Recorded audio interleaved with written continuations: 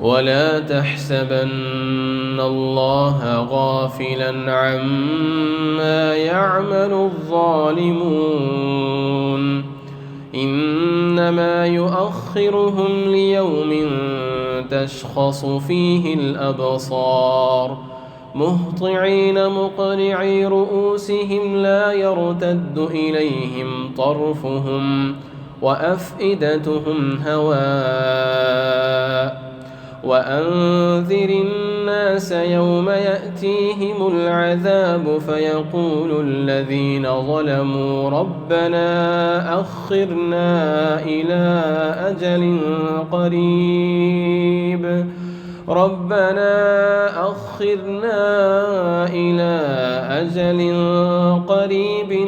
نجب دعوتك ونتبع الرسل أولم تكونوا أقسمتم من قبل ما لكم من زوال وسكنتم في مساكن الذين ظلموا أنفسهم وتبين لكم كيف فعلنا بهم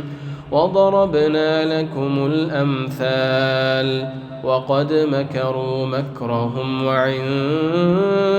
الله مكرهم وإن كان مكرهم لتزول منه الجبال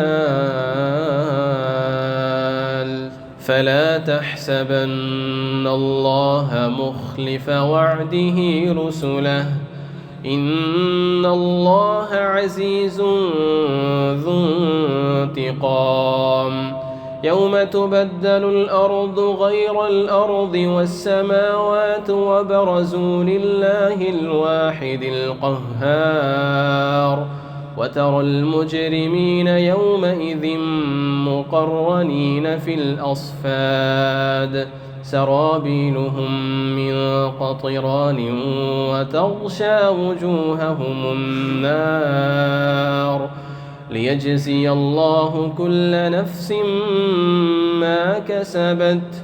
إن الله سريع الحساب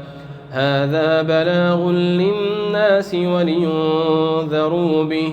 وليعلموا أنما هو إله واحد وليذكر أولو الألباب.